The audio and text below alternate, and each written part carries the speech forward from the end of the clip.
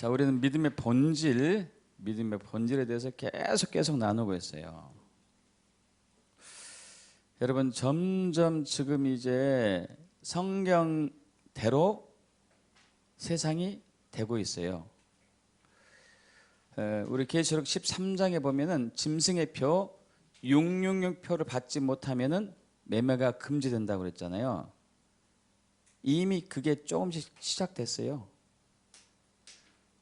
제가 이제 어제 말레이시아에 계시는 송규종 군사님과 통화했었는데, 거기서는 코로나 백신 주사를 맞은 그 표가 없으면은 백화점, 큰 마트는 출입 금지돼요. 그리고 가게도 할 수도 없고. 점점 지금 이렇게 되고 있어요. 점점 세상에. 그래서 우리가 정말 정신 바짝 차려서 주님께 매달려서 우리의 믿음을 강력하게 세우지 않으면 다 넘어져요. 여러분, 그런 상황 가면 어떻게 할 것 같아요? 어떻게 하고 마음을 먹고 있습니까? 매매 금지가 돼요. 666표를 받지 않으면 물건을 사고 팔 수가 없단 말이에요. 그거 견딜 수 있겠어요, 여러분? 우리 일제시대 때 그 신사참배에 참여를 일본인이 강요시켰잖아요. 예수 믿지 않는 사람은 다 100% 동의했고, 100% 아니지만 거의 다. 예수 믿는 사람은 초창기에 다 거부했어요. 근데 얼마 안 가가지고 동참했어요. 다는 아니지만 그 많은 여러 교단 중에서 고신층만 놔두고 다 동참했어요. 여러분, 지금 만만치 않습니다. 만만치 않아요. 지금 세상 돌아가는 게. 그래서 여러분, 반드시 믿음의 본질 위에 세워져야 돼요. 그래서 오늘도 여러분 집중하십시오. 말씀에 집중하세요. 여러분, 믿음은 내가 주님을 알고 주님을 사랑하는 만큼 자라요. 주님을 알고 주님을 사랑하는 만큼 자랍니다. 이사야 43장 10절, 요한복음 17장 3절 우리 합독할까요? 나 여호와가 말하노라, 너희는 나의 증인, 나의 종으로 택함을 입었나니 이는 너희가 나를 알고 믿으며 영생은 곧 유일하신 참 하나님과 그가 보내신 자 예수 그리스도를 아는 것이다. 아는 만큼 자라요. 주님을 아는 만큼. 그래서 하나님께서 일관되게 우리에게 요구하는 믿음은 주님을 알고 사랑하는 데서 나오는 믿음이에요. 주님을 알고 사랑하는 데서 나오는 믿음. 호세아 6장 6절을 또 합독해 볼게요. 나는 인애를 원하고 제사를 원하지 아니하며 번제보다 하나님을 아는 것을 원하노라. 호세아 6장 6절이죠. 그래서 인애, 주님을 사랑하는 거잖아요. 또 하나님 아는 것이 있고 또 제사와 번제가 이렇게 교차로 나오고 있죠. 그래서 믿음의 본질은 주님을 알고 주님을 사랑하는 것이고, 제사와 번제라는 얘기는 예배하고 기도하고 말씀 읽고 금식하고 11조하고 구제하고 전도하고 말씀대로 사는 것은 제사와 번제라고 그래요. 그것은 율법 행위거든요. 행위. 이 행위 이전에 주님은 우리에게 원하는 게 있어요. 나를 알고 나를 사랑해라. 그래서 주님을 알고 주님을 사랑하는 사람들은 율법 행위를 잘 지키게 돼요. 그런데 문제는 주님을 알고 주님을 사랑하지 않고도 율법 행위를 잘 지킬 수 있어요. 왜? 두 가지 이유 때문에 대체적으로 그래요. 하나는 주일 성수 안 하면은 벌 받을까 봐 두려워가지고. 그래서 주일 성수 할 수도 있어요. 11조 하는 것도 벌 받을까 봐 두려워서. 주님을 알고 주님을 사랑하는 데서 나온 것이 아닌. 또 어떤 것은 복받기 위해서 할 수도 있어요. 복받기 위해서. 11조하면 복 준다고 그러니까. 창고가 넘치도록 채워준다고 그러시니까 그걸 위해서 11조 할 수도 있어요. 이것은 진짜 믿음이 아니에요. 조건적인 믿음이겠죠. 진짜 믿음은 주님을 알고 사랑하는 데서 나오는, 스스로 우러나오는 행위가 돼야지만이 진짜 믿음이거든요. 이것이 참 신앙이고. 근데 이것을 제가 수도 없이 얘기했음에도 불구하고 우리가 잘 이루어지지 않아요. 왜냐하면 이 믿음은, 이러한 참 믿음은 우리 힘으로 할 수 없거든요. 하나님이 개입하셔야 돼요. 하나님이 개입하셔야 돼요. 그래서 세상 종교와 기독교의 가장 큰 차이점은 신이 개입하느냐 개입하지 않느냐예요. 모든 영역에 있어서. 세상 종교는 자기의 힘, 자기의 열심, 자기의 행위로 신에게 뭔가를 해요. 근데 하나님이 요구하는 기독교의 신앙은 그게 아니에요. 하나님이 반드시 개입하셔야 돼요. 그래서 기독교는 모든 것이 하나님으로 출발해서 하나님으로 자라고 하나님으로 완성되거든요. 그래서 참 믿음이 세워지기 위해서는 네 가지가 반드시 필수거든요. 네 가지가. 오직 말씀이 있어요. 말씀. 오직 말씀이 있어야 돼요. 그 다음에 오직 십자가 예수님이 있어야 되고, 이건 제가 잘못 적었다. 오직 예수가 아닌데, 오직 은혜인데, 세 번째 오직 은혜입니다. 오직 순서는 없어요. 지난주에 했던 오직 은혜가 있어야 되고, 그 다음에 성령이 있어야 돼요. 성령. 이 네 가지. 여러분, 말씀도 하나님 거잖아요. 그죠? 예수님도 하나님이잖아요. 그죠? 은혜도 아버지께로 왔잖아요. 그죠? 성령님도 하나님이시고.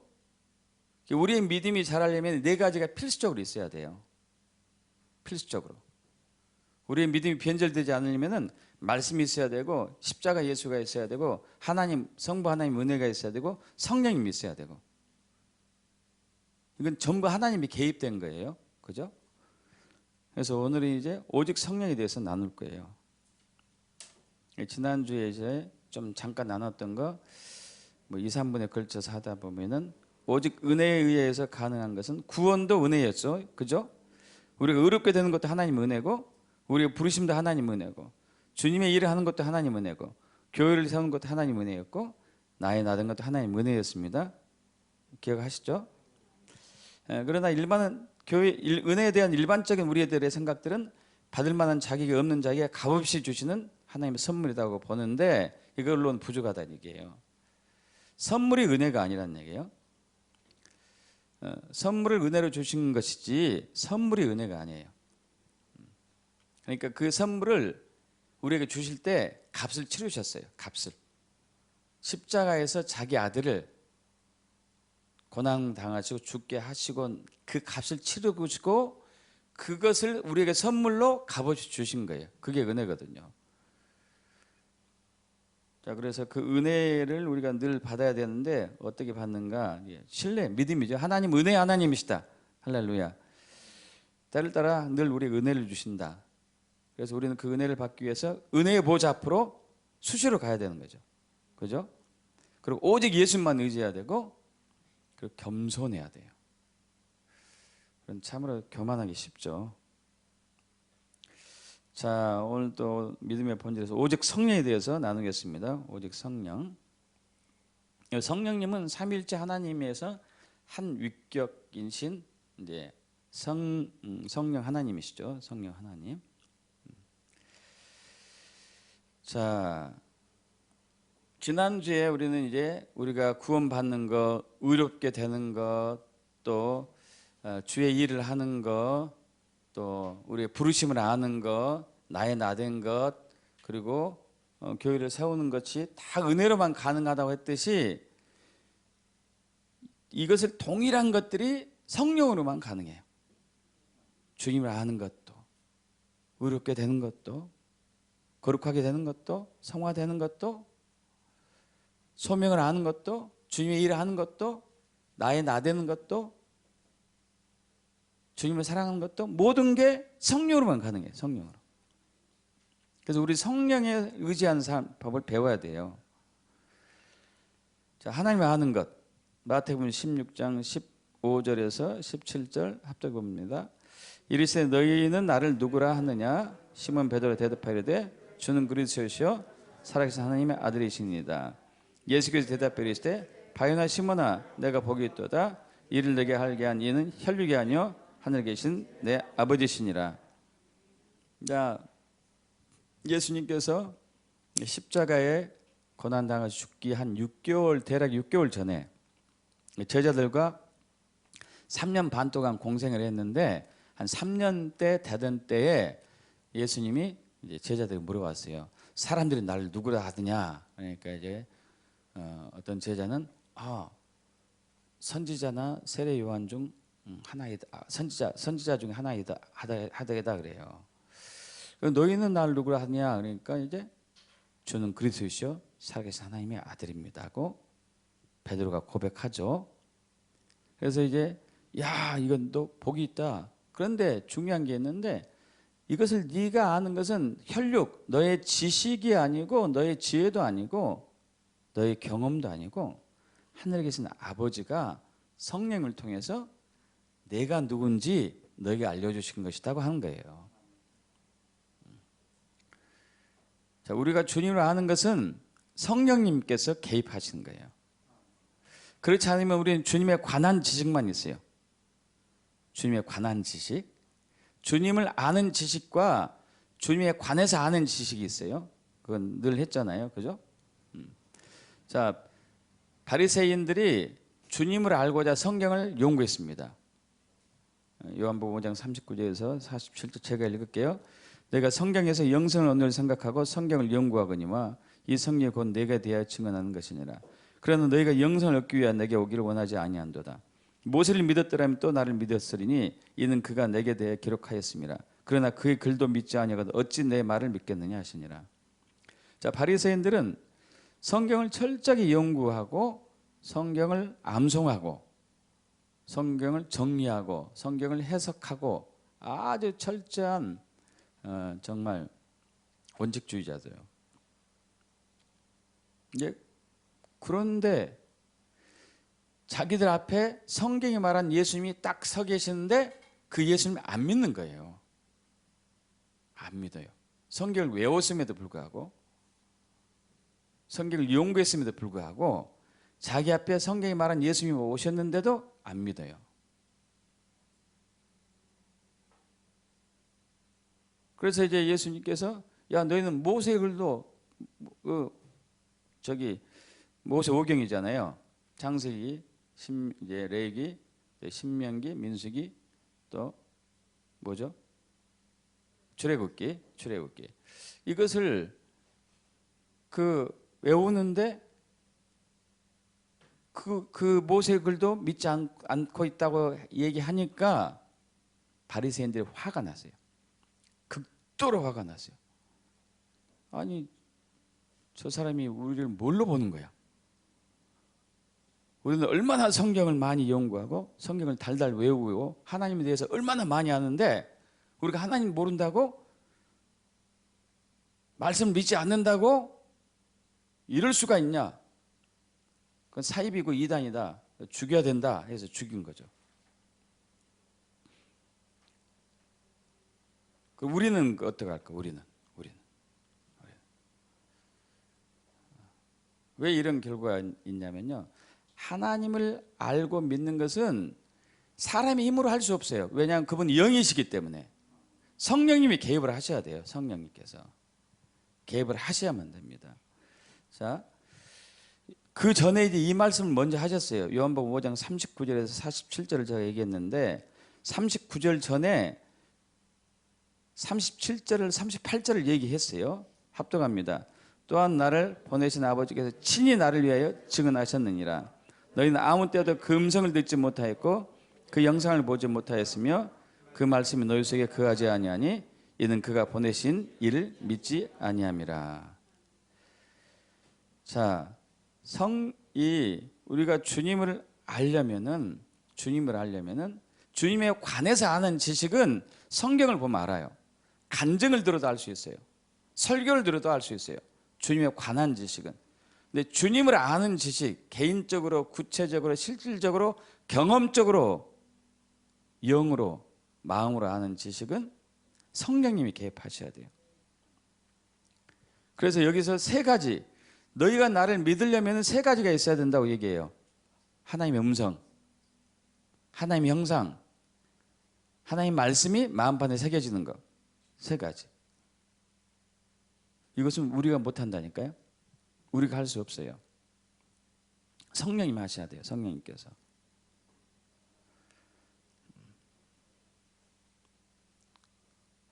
자, 계시록 2장 7절, 귀 있는 자는 성령이 교회들에게 하시는 말씀을 들어라.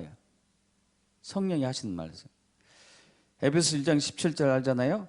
우리 주 예수 그리스도 하나님 영광의 아버지께서 지혜와 계시를 너에게 주사 하나님을 알게 하시고, 지혜와 계시형이 성령님이 임해야지만이 예수님이 하나님인 걸 알아요. 예수님이 그리스도인 걸 알아요. 예수님이 주인인 걸 알고. 또 고린도후서 3장 3절에서 6절, 너희는 우리로 말미암아 나타난 그리스도의 편지니 이는 먹으로 쓴 것이 아니요 오직 살아계신 하나님의 영으로 쓴 것이며 또 돌판에 쓴 것이 아니요 오직 유익의 마음판에 쓴 것이라. 그가 또한 우리를 새 언약의 일꾼 되게 만족하게 하셨으니 율법 조문으로 하지 아니하고 오직 영으로 함이니 율법 조문은 죽이는 것이요 영은 살리는 것이니라. 자, 여기서 지금 사도 바울이 구약의 사람들과 신약의 사람들의 차이점을 얘기하고 있어요. 구약에서는 하나님 말씀이 율법으로 왔어요. 율법으로.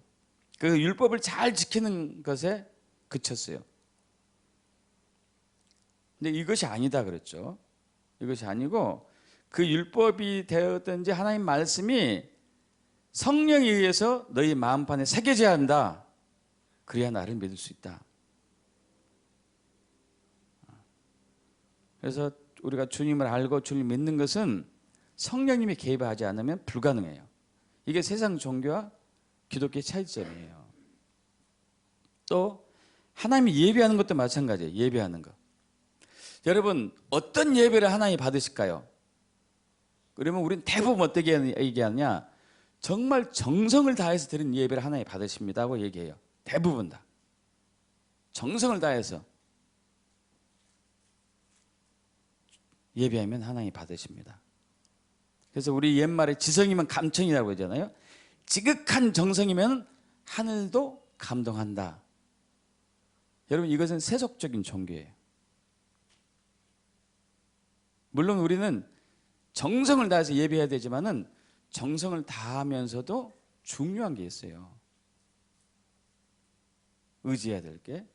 근데 구약에서는 이렇게 가죠. 레위기 1장 2절에서 이제 9절까지인데, 이스라엘 자손에게 말해 이르라, 너희 중에 누구든지 여호와께 예물을 드리려거든. 제사죠. 지금은 예배예요. 예배 드리고 가축 중에서 소나 양으로 예물을 드릴지니라. 그는 여호와 앞에서 그 수송아지를 잡을 것이요 아론의 자손 제사장들은 그 피를 가져다가 회막문 앞 제단 사방에 뿌릴 것이며, 그는 또 그 번제물에 가죽을 벗기고 각을 뜰 것이요 아론의 자손 제사장들은 그 뜬 각과 머리와 기름을 제단 위에 불 위에 있는 나무에 벌려놓을 것이며, 또 그 내장과 정강이를 물로 씻을 것이요 제사장 그 전부를 제단 위에서 불살라 번제를 드릴지니 이는 화제라 여호와의 향기로운 냄새니라. 자, 여기서 가장 중요한 핵심은요, 이제 이 희생 동물을 잡아가지고 피를 뿌리고 그 내장하고 그 모든 것들을 태워서 주님께 드리는 거거든요. 이게 핵심이거든요. 그러면서 이제 가축을 잡을 때 흠없는 거, 수송아지 3년 된 거 조건을 걸었죠.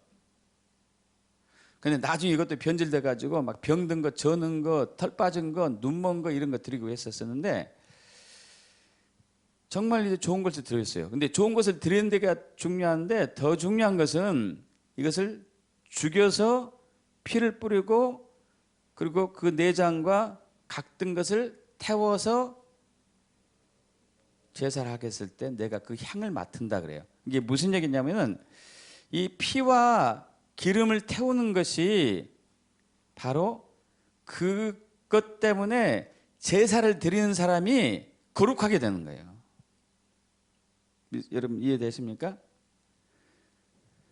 왜 이걸 조건을 걸었냐면은 자, 정성을 들여서 하나님께 예배하면 하나님 받으신다 이렇게만 이해하면 안 되는 게 하나님은 거룩하신 분이기 때문이에요. 거룩하신 분이기 때문에 우리가 아무리 정성을 들여도 우리 자체가 더럽잖아요. 저와 여러분 자체가 더러워요. 더러워. 인간 자체가 더럽다니까요. 그러지 않습니까? 정말 우리가 거룩한 데가 없잖아요. 전혀.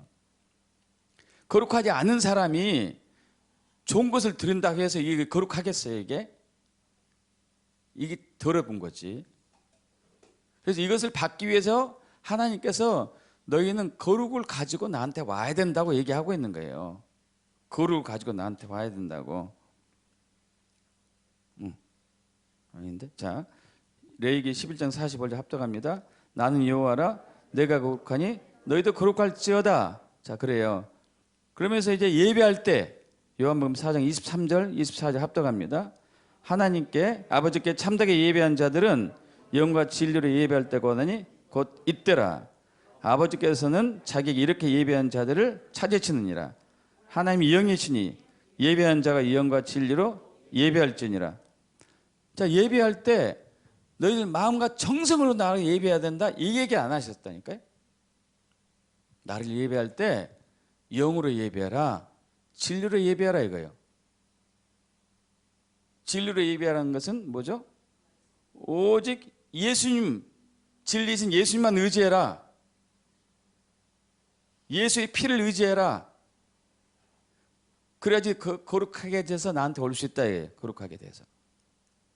영으로 예배한 것은 예배할 때 성령을 의지해라. 그래서 예배할 때 찬양가 경배팀들이 예배를 인도하는데 제일 조심할 게 찬양가 경배팀들이 그런 오류에 잘 빠져요. 연주를 기가 막히게 하는 거예요. 노래도 기가 막히게 하고 막 성도들 감동받고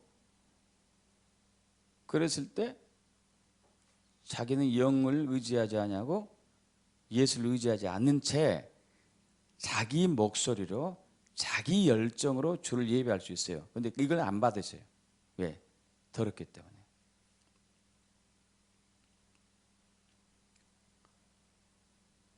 우리는 예수의 피를 의지해야 되고 성령을 의지해야 된다니까. 아까 우리 찬양가 경배했잖아요. 그냥 형식적으로 따라 불러서 하는 사람도 있었을 거예요. 마음에 정성을 쏟는 사람도 있었을 것이고. 그런데 영과 진리로 예배하는 사람은 많지가 않아. 그러니까 어렵지도 않거든요. 저는 정말 아무 공유 없습니다. 오직 예수님만이 나의 모든 것입니다. 성령님, 제가 거룩의 옷을 입고 주님께 갈 수 있도록 도와주시옵소서. 이런 마음으로 예배해야 되거든요. 이런 고백으로. 자, 그래서 고린도전서 6장 9절에서 11절 합독합니다. 불의한 자가 하나님의 나라를 유업으로 받지 못할 줄을 알지 못하느냐. 미혹을 받지 말라. 음행하는 자나 우상 숭배하는 자나 간음하는 자나 탐색하는 자나 남색하는 자나 도적이나 탐욕을 부린 자나 술 취하는 자나 모욕하는 자나 속여 빼앗는 자들은 하나님의 나라를 유업을 받지 못하리라. 너희 중에 이와 같은 자들이 있더니 주 예수 그리스도의 이름과 우리 하나님의 성령 안에서 씻음과 거룩함과 의롭다 하심을 받았느니라. 할렐루야. 이게 복음이다 이 얘기니까요. 우리는 음행했고 우상숭배했고 간음했고 탐색했고 남색했고 도적질했고 탐욕했고 술 취하고 남을 비방하고 후욕하고 험담하고 기만하고 뺏고 이런 사람 하나님 나라에 못 들어간대요. 당연하죠. 죄인이기 때문에.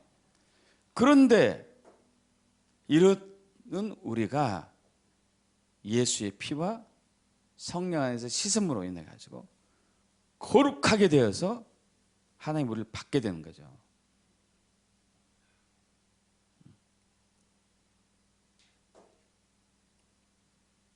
그래서 예배할 때 우리 성령을 의지해야 되는 거예요. 예수 피를 의지해야지 하나님이 받는다니까요. 우리는 그냥 정성이에요, 정성. 이게 옛날에 과거에 세속적인 신앙이죠. 세상 종교. 정성 들여야 돼. 물론 우리는 정성 들여야 되죠. 근데 더 중요한 거 있어요. 정성과 아울러서 우리는 예수의 피를 의지해야 되고 성령님을 의지해야 돼요. 그렇지 않으면 우리 자원으로 예배하는 거예요. 우리 자원으로. 우리 자원은 더러운 것이기 때문에 하나님이 받지 않아요. 하나님은 하나님의 것을 받아요. 믿습니까? 하나님의 것만. 성화도 마찬가지. 성화. 하나님의 성품을 담는 것. 성화죠. 고린도후서 3장 18절, 갈라디아서 5장 22절, 23절 합독합니다. 우리가 다 수건을 벗은 얼굴로 거울을 보는 것 같이 주의 영광을 보며 그 같은 형상으로 변하여 영광에서 영광에 이르니 곧 주의 영으로 말미암음이니라. 오직 성령의 열매는 사랑과 희락과 화평과 오래 참과 자비 양성과 충성과 온유와 절전이 이와 같은 것을 금지할 법이 없느니라. 자, 성령의 열매, 성령이 하시는 일, 우리를 사랑하는 자로, 우리를 기쁨으로, 우리를 화평하는 자로, 우리를 오래 참은 자로, 우리가 자비로운 자로, 우리를 양선한 사람으로, 충성된 사람으로, 온유한 사람으로, 절제하는 사람으로 만드는 게 성령님이세요. 성령이. 우리도 이제 우리 힘으로 할 수 있어요. 절제하고 인내하고 오래 참고 자비하고 양선할 수 있는데 그것은 인간적인 것이 인간적. 한계가 있고 변덕 맞고 다 느끼잖아요. 여러분 몇 번까지 참아낼 수 있어요? 3번? 7번. 베드로는 49번까지 참으면 되겠습니까? 그랬어요. 아니다. 더 많이 참아야 된다. 3번 참으면 된다고 했나요? 70번씩 7번. 무한대로 참아라. 무한대로. 이건 하나님만이 하셔요. 하나님만이. 성령에 의해서. 우리가 다 수건을 벗은 얼굴로 거울을 보는 것까지 주의 영광을 보며 성령을 통해서 하나님의 영광을 볼 때에 그분의 형상으로 변하는 거죠. 우리는 그분의 형상을 하나님의 형상을 닮아갈 수 없어요. 어떤 분인지 어떻게 알고 그분의 거룩이 어느 정도의 거룩인지 어떻게 알고 우리가 거룩할 수 있겠어요? 그분의 온유함이 어떠한 온유하기에 우리가 그분의 온유를 닮을 수 있겠냐고요. 가끔 드리는 말씀인데 제가 아는 선교사님 이제 이모분이 10년 전에 이제 그 선교사님을 통해서 들은 얘기인데 그 이모분이 권사님인데 아침에 새벽에 기도하고 교회에서 밤에도 기도하고 새벽 5시부터 7시까지 또 저녁 9시부터 10시까지 혹은 11시까지 밤낮으로 기도해요. 밤낮으로. 나라 민족을 위해서 교회를 위해서 가정을 위해서 중보 기도 이렇게 받은 사람들 위해서 열심히 기도하는 거예요. 열심히. 여러분 그렇게 기도하면은 굉장히 자부심이 있지 않을까요? 뭔가 이렇게 내가 하고 있다는 생각 안 들까요?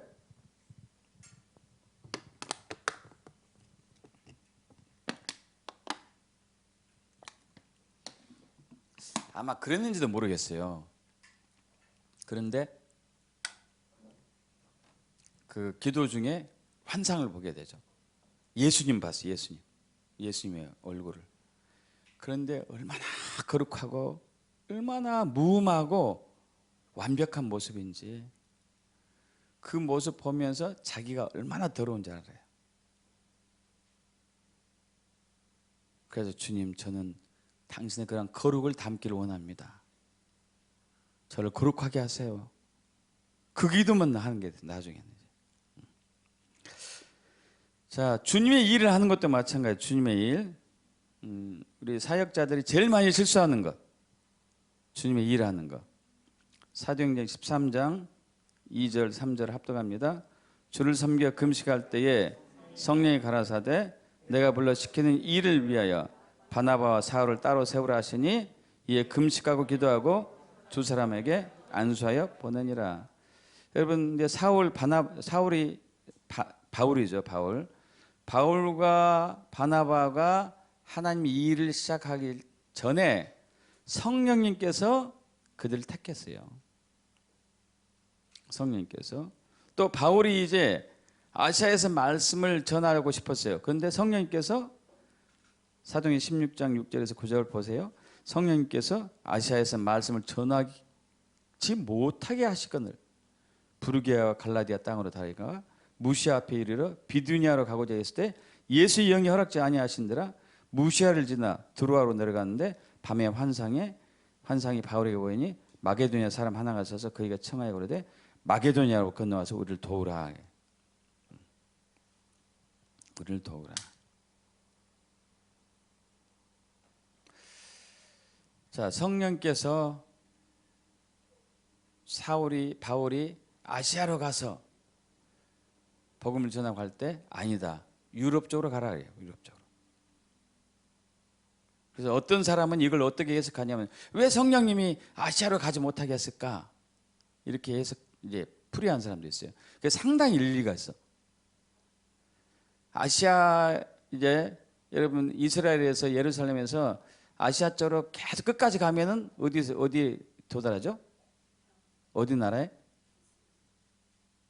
아시아로 가면 어디 나라에 도착하냐고요. 이스라엘에서 아시아로 계속 동으로 갔어요. 동으로. 끝이 어디에? 끝이 대한민국. 그럼 아시아로 계속 복음을 전했으면 대한민국 복음이 빨리 전했을 거예요. 하나님이 그걸 막으셨어요. 대한민국 복음이 빨리 전해지는 것은. 대한민국 복음이 진짜 늦게 전했어요. 진짜로. 왜냐하면은 마지막 때 동방에서 사람들이 세워서 이스라엘을 돌이키게 하는 게 있어요. 그게 주로 한국 사람이 할 일이에요. 그런데 전 세계 사람이 다 복음화 되기 전에 이스라엘이 일어나면 안 되거든요. 전 세계 복음이 전해지고 나서 이스라엘이 믿어야 돼요. 그 전에 믿으면 안 돼요. 그래서 하나님이 막았다고 얘기하는 사람이 있어요. 상당히 설득력이 있죠. 우리는 우리 마음대로 하나님 일을 하지 않아요. 못해요. 복음을 전할 때도 마찬가지고 고린도전서 2장 1절에서 5절 형제들아 합당합니다. 내가 너에게 나가 하나님의 증거를 전할 때에 말같이 아름다운 것을 아니하였나니 내가 너희 중에서 예수 그리스도와 그의 십자가 못 박히신 것 외에는 아무것도 알지 아니하로 작정하였습니다. 내가 너희 가운데 거할 때에 약하고 두려워하여 심히 떨었노라.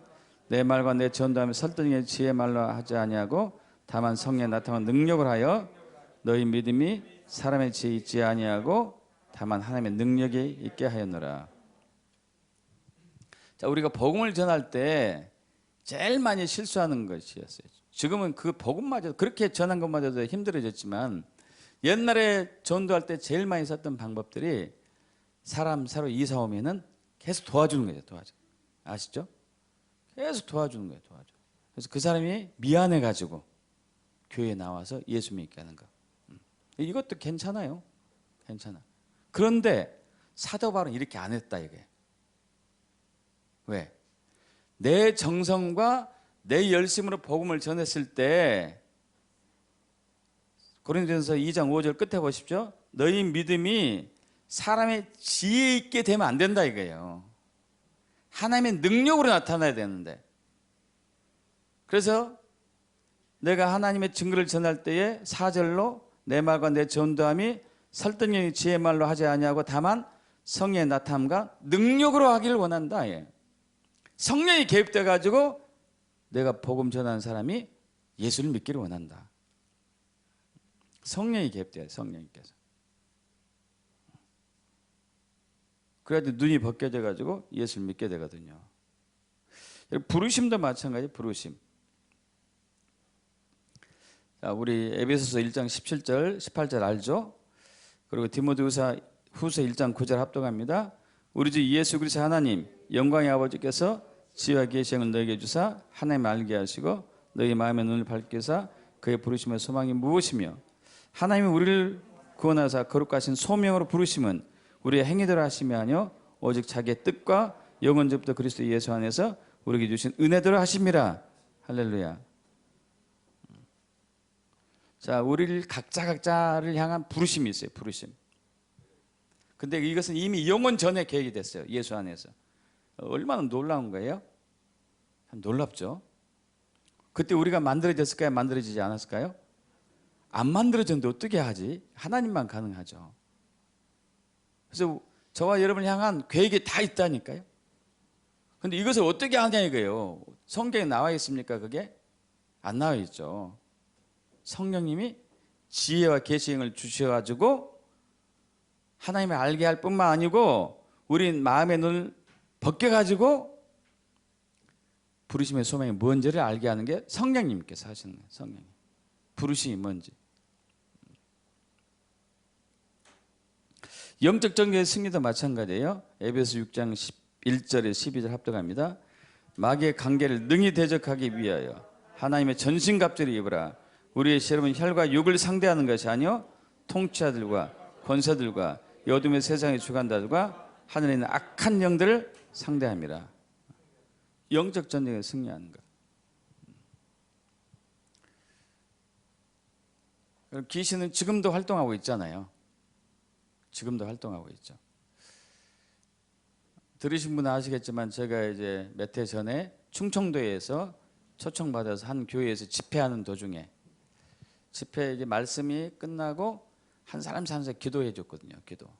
그래서 이제 한 분이 오셔서 기도 받았는데 어떤 한 분이 기도 받는데 귀신 소리 냈어요.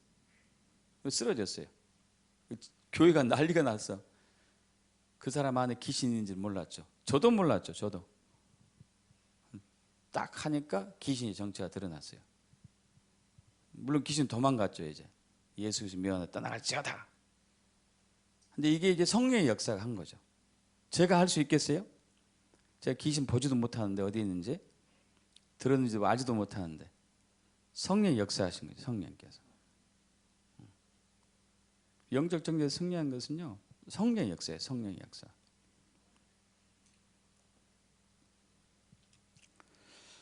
자, 그래서 주님은 우리에게 보혜사 성령님을 우리에게 허락하시죠. 요한복음 16장 7절에서 14절 합독합니다. 그러나 내가 너에게 실상을 말하노니 내가 떠나는 것이 너에게 유익이라. 내가 떠나가지 아니하면 보혜사가 너에게로 오시지 아니할 것이요 가면 내가 그를 너에게로 보내리니 그러나 진리의 성령이 오시면 그가 너희를 모든 진리 가운데로 인도하시리니 그가 스스로 말하지 않고 오직 들은 것을 말하며 장래 일을 너에게 알리시리라. 그가 내 영광을 나타내리니 내 것을 가지고 너에게 알리겠습니다. 아멘. 그래서 우리의 믿음과 신앙과 사역은 믿음이 그리고 삶은 전적으로 성령님께서 역사하셔야 돼요. 성령님께서. 물론 우리가 협조를 하게 돼야 되죠. 자동적으로 되는 것은 아니기 때문에. 중요한 것은 우리가 성령님께 민감해가지고 그분의 음성을 듣고 그분의 역사를 느끼고 성령의 임재를 느끼고 그분이 이끄는 대로 우리가 따라가야 되는 거거든요.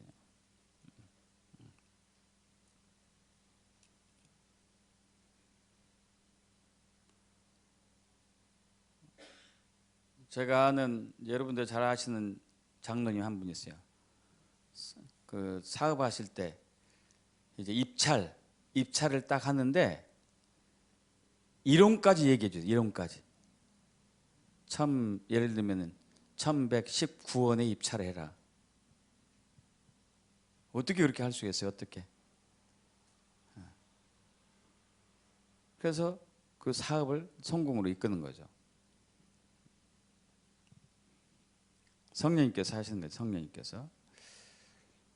그래서 우리는 성령님과 동행하는 삶을 익숙해져야 돼. 성령님과 동행하는 삶, 성령 하나님과 같이 사는 삶에 익숙해져야 돼요. 배우고 익숙해져야 돼.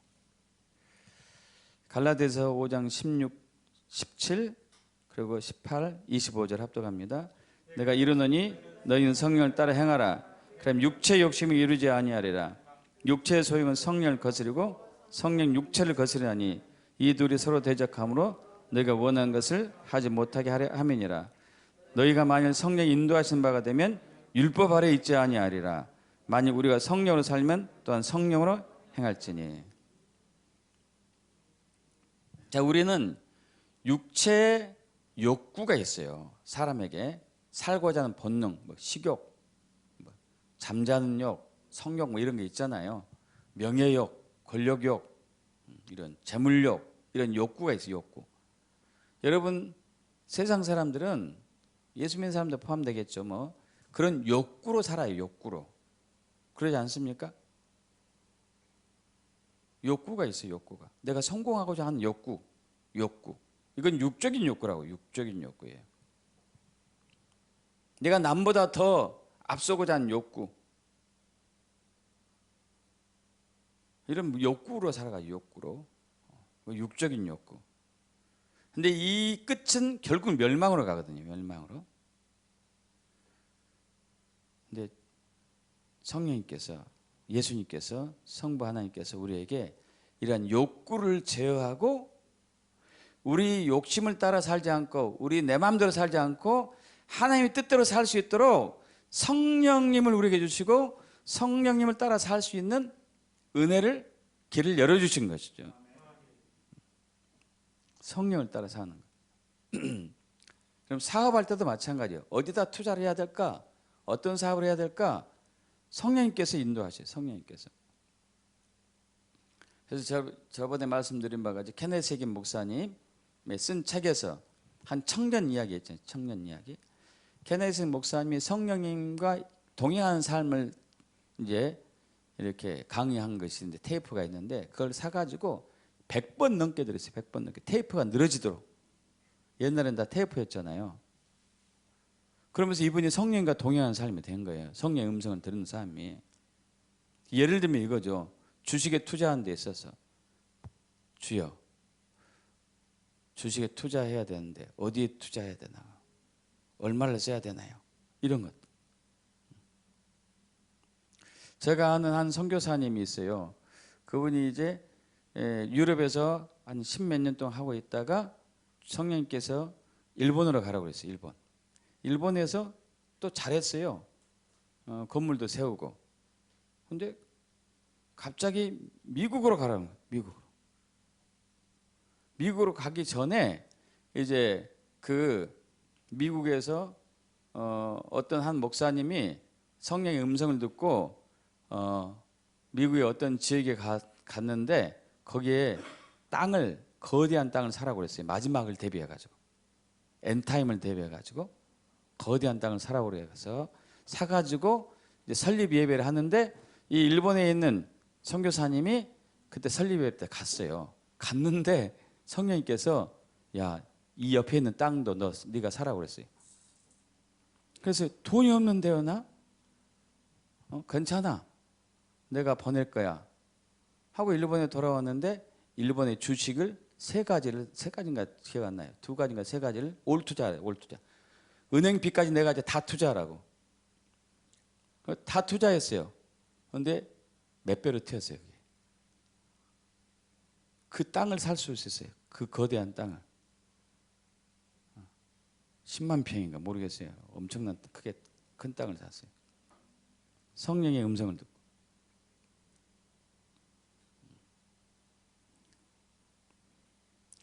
자, 그러면 어떻게 성령과 동행한 삶, 성령과 동행한 삶을 살 것인가를 좀 나눠보겠습니다. 첫 번째, 항상 성령님을 의지해야 돼요. 항상 의지하고, 두 번째, 주님의 얼굴을 구해야 되고, 그러면 세 번째, 주의 음성을 듣게 돼요. 성령의 음성을 듣게 된다고요. 자, 항상 성령님만 의지해요. 항상 성령님만. 저와 여러분은 육적으로 사는 게 습관이 됐기 때문에 항상 우리의 지혜나 세상의 지혜를 빌려서 크고 작은 문제점들을 해결하려고 해결해 왔어요. 그렇게 그냥 습관이 돼요. 습관이. 그런데 주님은 얘기합니다. 야, 너의 지혜를 의지하지 말아라. 너의 지식을 신뢰하지 말아라. 잠언 3장 5절에서 8절 합동합니다. 너는 마음을 다하여 여호와를 신뢰하고 내 명철을 의지하지 말라. 너는 범사익을 인정하라. 그러면 내 길을 지도하시리라. 스스로 지혜롭게 여기지 말지어다. 여호와를 경외하며 악을 떠날지어다. 이것이 내 몸에 양약이 되어 내 골수를 윤택하게 하리라. 자, 너는 너의 지혜나 너의 지식이나 너의 힘과 너의 자원을 의지하지 말고 주님의 능력과 주님의 자원과 주님의 지혜를 의지하고 주님이 신뢰했을 때 내가 너의 길을 인도하고 너는 영혼, 몸, 마음이 건강해지고 내 골수가 윤택하게 될 것이다. 골수에서 피가 만들어지잖아요. 면역력이 증가된다는 얘기겠죠. 병이 안 걸린다는 얘기겠죠, 한마디로.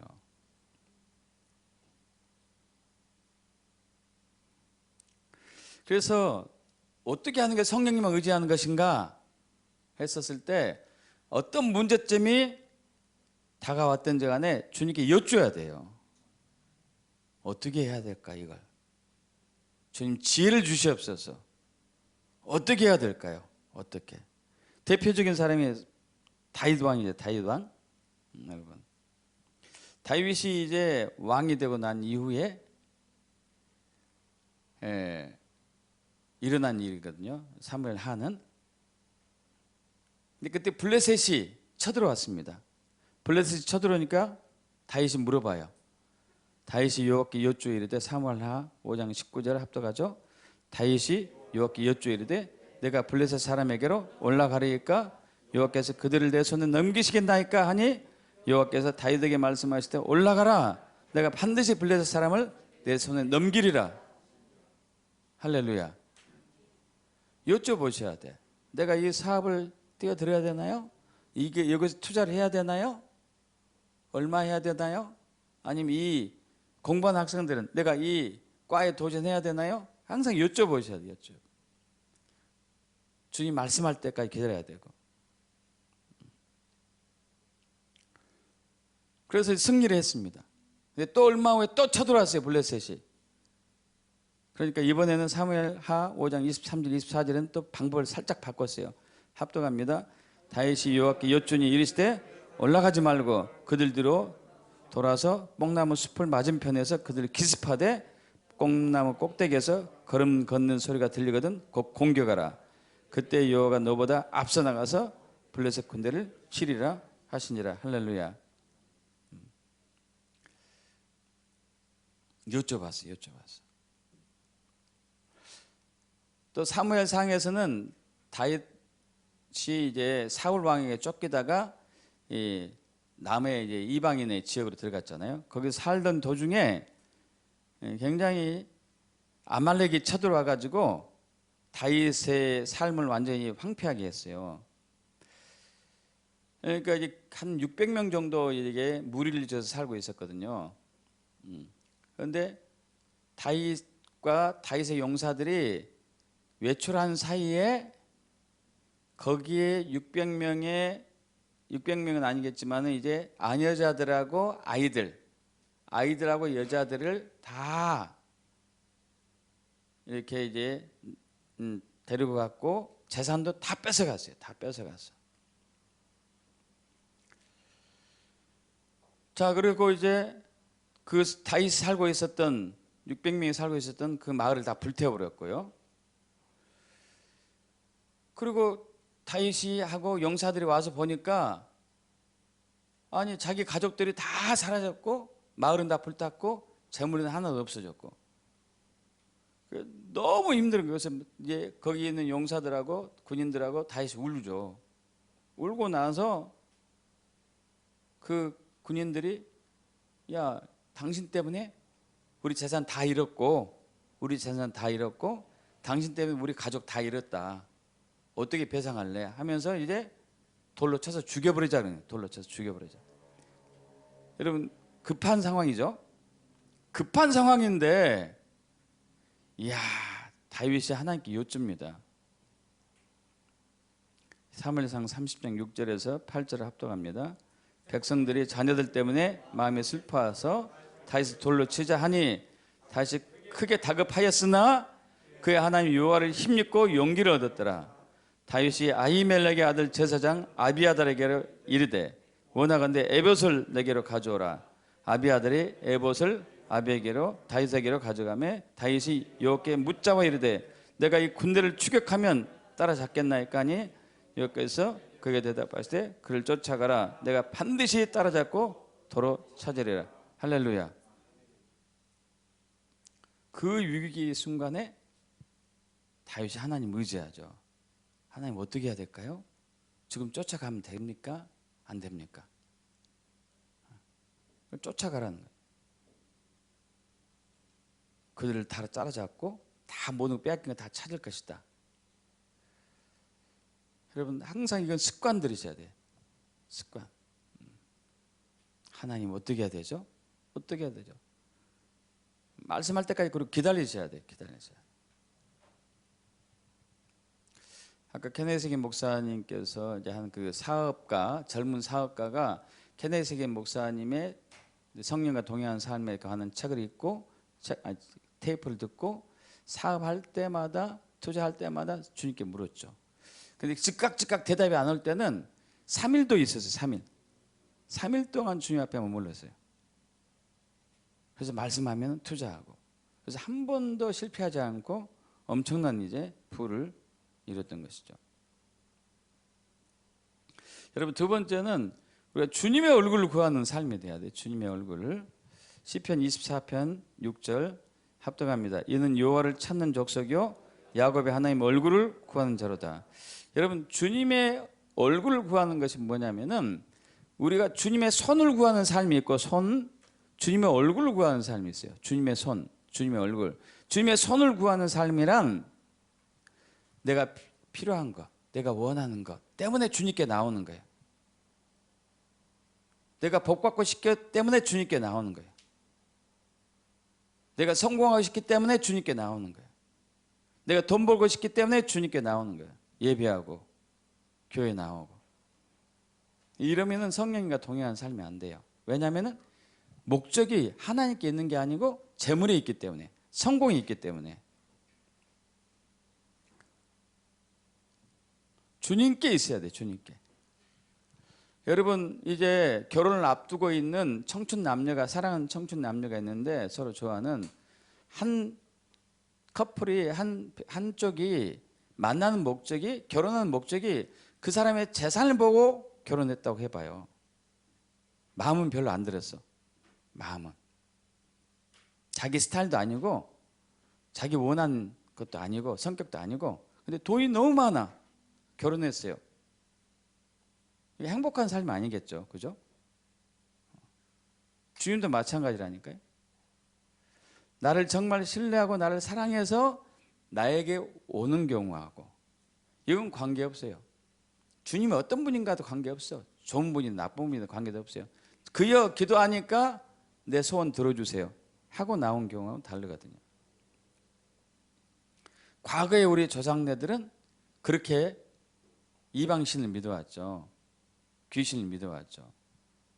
아무것도 모르는 칠성신에게 칠성신이 7개의 별이 붙어있나 어쩌나 어쨌든 기도하는 거죠. 칠성님께 비나이다. 칠성님에 대해서 몰라요. 아무것도 몰라. 어디에 살고 있고 어떤 존재인지도 모르죠. 그리고 아들 주세요. 사업 잘 되게 해주세요. 건강하게 해주세요. 기도하는 기도.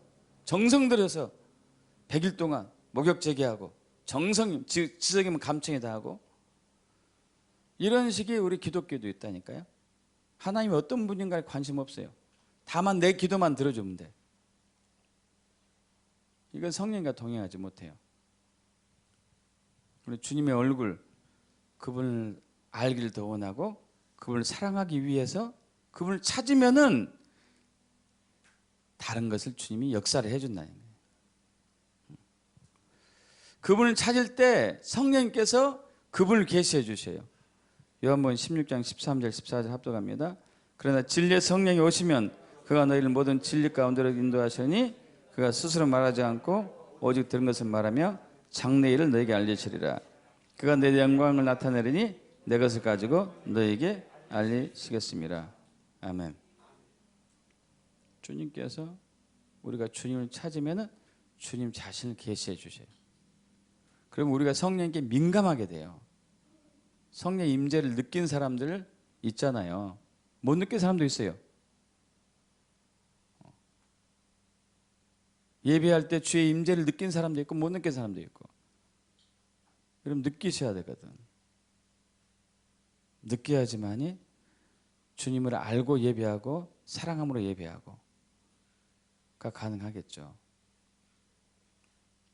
마지막으로는 주님의 음성을 들어요. 주님의 음성. 그래야 성령과 동행하는 삶이 가능하죠.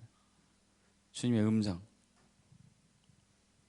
한때 주의 음성을 듣는 것을 한국 교단에서는 막 이단이다 사입이다 그랬어요. 여러분 이건 정말 말도 안 되는 가당치 않은 소리예요. 왜? 그럼 성경을 거부하는 거지. 요한복음 10장 14절, 요한복음 10장 27절 합독합니다. 나는 선한 목자라. 나는 내 양을 알고 양도 나를 아는 것이 내 양은 내 음성을 들으며 나는 그들을 알며 그들은 나를 따르느니라.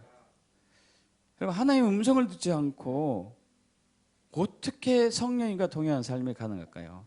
이건 말도 안 되지. 말도 안 돼요. 말도. 주의 음성을 들어야죠.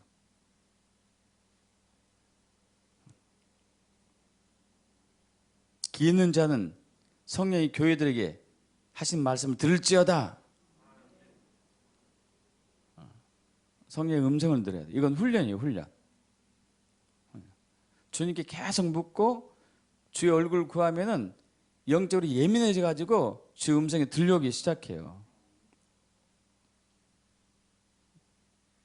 주님의 음성이 들려와요. 그것이 이상 중이라는 얘기는 이제 환상과 이상이 있는데요. 환상 중에 보기도 하고 이상 중에 보기도 하고 꿈에도 보기도 하고 세미한 음성을 들리기도 하고 천사를 통해서 말씀해 주기도 하고 사람을 통해서 말씀해 주기도 하고 성경 읽을 때 말씀해 주기도 하고 수백 가지 통해서 주님 우리에게 음성을 들려주시거든요.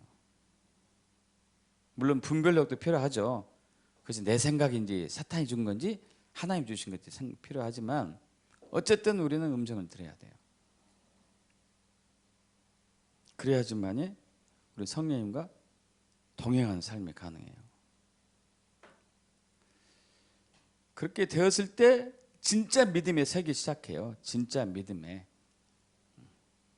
들기 시작하죠. 그 여호수아가 이제 40년 광야 생활을 마치고 가나안 땅에 도착해서 가지고 가나안 땅에 들어가기 전에 요단강을 이제 건너잖아요. 요단강 건널 때 성령의 음성을 들어요. 언약궤를 메고 제사장들이 언약궤를 메고 요단강에 들어가면 물이 갈라지니까 그때 백성들이 함께 물을 건너라. 이 음성을 듣고 그렇게 한 거죠. 또 여리고성을 무너뜨릴 때도 성령의 음성을 듣는다니까요. 하루에 한 번씩 6일 동안 한 바퀴씩 돌고 마지막 날은 7일 때는 7바퀴 돌아라. 그리고 함성을 지르면 무너져 내릴 것이다. 성령의 음성을 듣고 다윗도 성령의 음성을 듣고 여러분 믿는 자들은 성령의 음성을 듣지 않을 수가 없어요. 왜? 우리가 주님의 양이기 때문에. 믿습니까? 내 양은 내 음성을 듣는다. 그 음성을 듣지 못하면은 둘 중에 하나예요. 하나는 아직 예수 믿지 않는 사람. 하나는 예수를 믿는데 성령 음성을 듣는 방법을 아직 모르고 훈련받지 않은 사람. 그래서 반드시 우리는 주님과 동행하는 삶이 돼야지만이 마지막 때에 이게 이제 위기를 벗어날 수 있다니까요. 아까 말씀드렸죠. 이미 짐승의 표 비슷한 것이 등장했다고. 하나 이건 예고편이에요. 백신 이 표가 있어야지만이 매매를 하길 때가 이미 시작됐어요. 모든 나라는 아직 아니지만은 이미 시작돼 있잖아요. 그죠?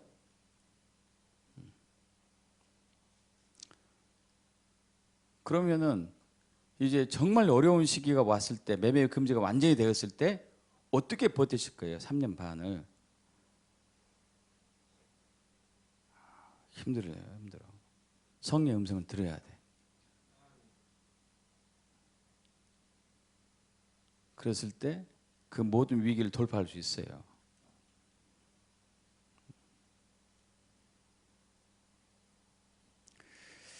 자, 이제 마칠까요? 여러분 일어서십시오.